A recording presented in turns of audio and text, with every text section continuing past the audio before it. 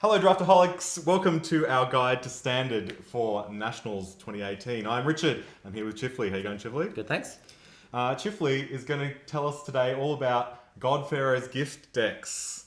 Chifley, how do they work? Yeah, well, so the namesake card is the card that the deck is named after, God-Pharaoh's Gift, and God-Pharaoh's Gift decks have been around in various different flavors since the card was printed, basically. So there's kind of two broad schools. There's this school where it's being cheated out with Gate to the Afterlife, and then there's the refurbished blue-white builds that are almost always blue-white. And in contrast to the Gate to the Afterlife builds, which can be a whole bunch of different colors, those are always blue-white. So this one here, the basic idea is you're going to fill your graveyard with a bunch of creatures, and then you're going to cheat the gift into play and reanimate those creatures. So it's the combo deck of the format. Okay, so you're dumping everything into your graveyard. How are you getting things into your graveyard with this deck? So this deck plays 8 one-cost creatures that can mill itself. So it's got the Minister of Inquiries, which has also been around in every build of this deck. And then the new card from M19 is Stitch's Supplier. The hot new tech? Yeah, exactly. And it's kind of nice because they can't stop the mill with a removal spell. Sometimes they'll have a shock for the Minister or even a 2-cost removal spell, and then it really slows down your game plan. What's nice about this is it just happens. And there's also some weird quirky lines you can do where you can kill it with your own Walking Ballista, which you couldn't necessarily do with the Minister, to fill your graveyard even faster.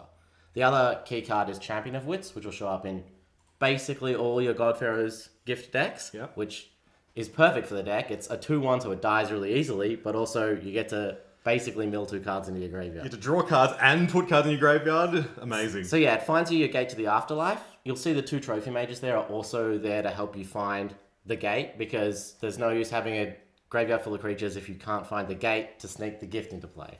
So this deck, there's nothing huge in this deck to win you the game. You're just winning off incremental advantage of all of your cards. Yeah, exactly. Like some of the other flavors of God-Pharaoh's Gift have had like a key card that really, once you got the gift into play, would win you the game. So the white builds often have the Angel of Invention, which could give you 6 power, lifelink, haste, vigilance. That would swing the game against all the aggro decks. The red builds all play Combat Celebrant, and that lets you exert it, untap it, get an extra trigger on the God-Pharaoh's Gift the same turn, and kind of have a 1-turn kill almost. This is a much more grindier version of the deck, where you're just reanimating a lot of value creatures, your Ravenous Chupacabras, and your Hostage Takers, and your Kite Cell Freebooters, and picking them apart, because you don't really need that huge, impactful turn.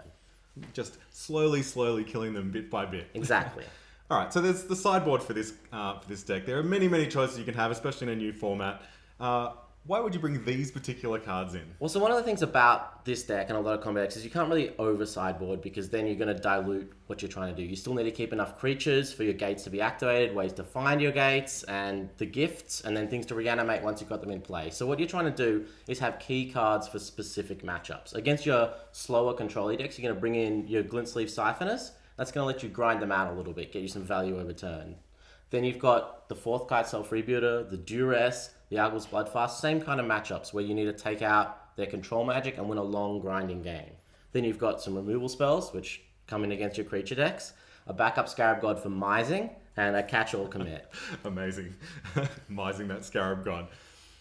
All right, thank you, Chifley. Thank you for going through and explaining the God-Pharaoh's Gift deck to us. How many do you think you'll see at Nationals? It kind of will be there in small numbers. It never really goes away. So you're always going to see some people playing it, but I wouldn't expect it to be particularly popular. It's never been popular, except for maybe like a 2-week period where Blue-Red was the best deck, and then it's kind of faded around. There's a lot of cards that make it hard to be the best deck in the format.